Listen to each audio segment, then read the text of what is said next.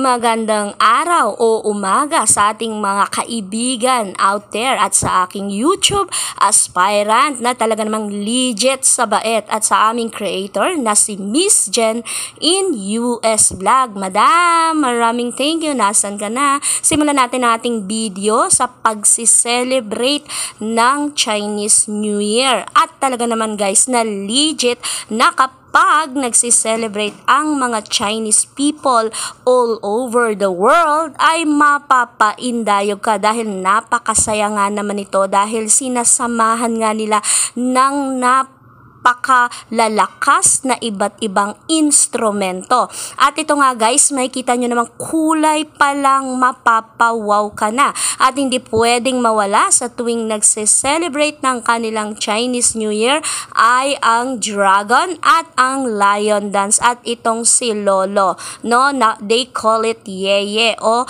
Grandpa, no. At ayan nga ay laging nandyan sa event na yan.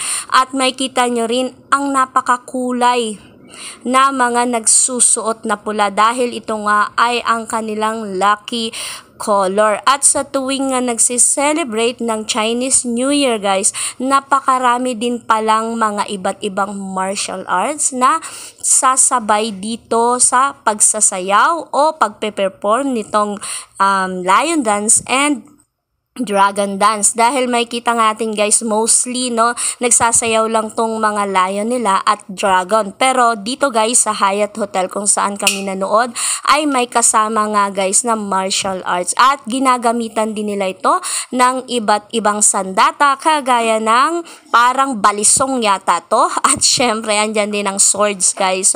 So dito lang kami unang nakakita na hindi lang naman pala ito tungkol sa lion at dragon. Andito rin ang performance ng iba't ibang martial arts at talaga namang nakakamangha dahil sa totoo lang ang tradisyon ng mga Chinese people ay napakagaganda at napakakukulay at nakakaindayog din ang kanilang mga tugtog. O, 'di ba? Hindi yan yung typical na mga makabagong tugtog pero sinasamahan nila ito ng drum at cymbal ang tawag doon na napakalakas at talagang kahit naman sabihin nating ganun lamang ang kanilang tugtog ay mapapasayaw ka rin naman at syempre mapapawaw ka rin sa napakagagaling na dancer na nasa likod nitong mga naglalakihang mga lion at dragon dance. At dito nga guys, nakita rin namin ang iba't ibang tao. So ibig sabihin maraming mga foreigners ang nakiki-celebrate sa kanila at talaga namang mapapamangha at mapapawaw ka din naman talaga dahil sobrang gagaling din naman ng mga performer at talagang shout out sa kanila. Dito guys, kasama ko ang aking mga amo at syempre ang aking alaga, kaya naman medyo nakakuha kami ng video dito sa Hyatt Hotel. At ito talaga ang pinaka-highlights, no, every time we go, yan talaga lagi ang hinahabol namin.